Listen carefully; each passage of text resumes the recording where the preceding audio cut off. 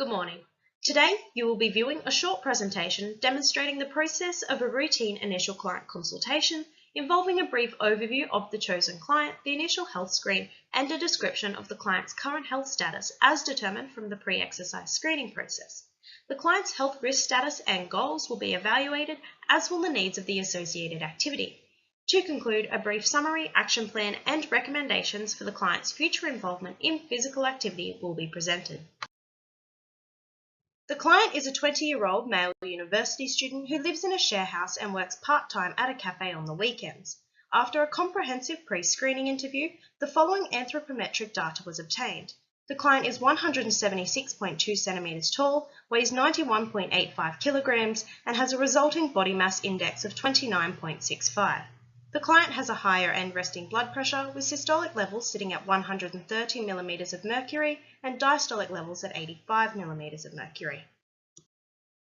An ex-rugby union player, the client's recent physical activity levels indicate a relatively sedentary lifestyle, so he is aiming to improve his cardiovascular fitness and agility to run 10 kilometers without stopping and eventually return to playing rugby union via engaging in a distance running training program. So, why pre-screen?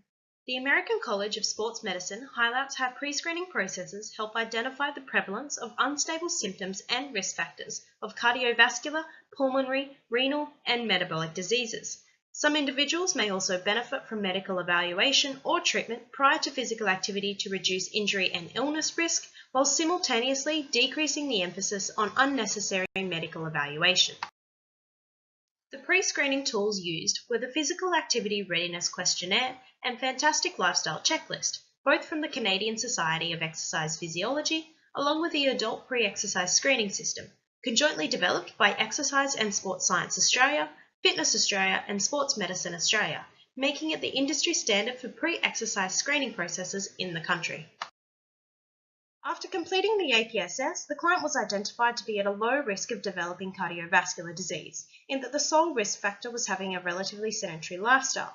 In answering no to all the questions on the PARQ, the client indicated no obvious risk factors to exercise, whilst an overall score of 88 on the Fantastic Lifestyle Checklist demonstrated the client's excellent level of overall health.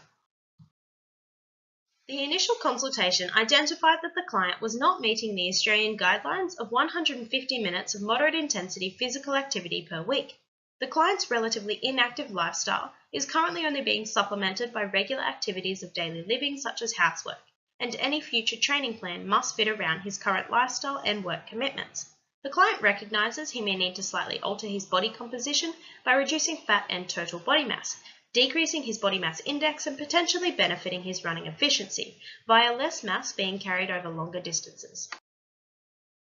The client's goals were broken down into three major components. The health goals are to improve cardiovascular endurance and slightly alter body composition. The performance goal is to improve agility, and the resounding behavioural goal is to begin and adhere to a distance running training program. The client wishes to begin this program by running 4 times a week. A needs analysis of distance running was explained to the client. Distance runners, such as 10-kilometre runners, generally have quite small physiques and lower total body and fat mass than the general population, allowing greater running efficiency. This aerobic continuous activity usually continues past several minutes long, depending on the desired distance. A 10-kilometre run may take from 40 minutes up to over an hour long, and so heart rate typically remains within the aerobic ranges of 55 and 70% of maximum, increasing with higher intensity efforts. Hence, body composition may need to decrease slightly, and the client must be willing to train for sustained intervals around the desired heart rate. The initial pre-exercise screening process allowed us to identify the client as at a low risk of developing cardiovascular disease. Aside, he is relatively healthy and has previous activity experience, so medical referral is not required. Training should therefore go ahead with appropriate caution to promote cardiovascular health. However, initial consults do not provide enough information for training plan development, and so further appointments are necessary. The current action plan lays within conducting physical fitness tests to measure the client's current agility level and cardiovascular endurance. This might include beat tests, 12-minute time trials, step tests, or shuttle runs, all which seek to tap directly into the activity-specific requirements. As per Australian guidelines, the client should engage in 150 minutes of moderate aerobic activity per week, in this case distance running. Foster and Wallach recommend a periodized training approach, allowing gradual, progressive work overload and an emphasis on long-term stable improvements. Cross-training, rest periods, and high-intensity speed work for agility development and injury avoidance should be included.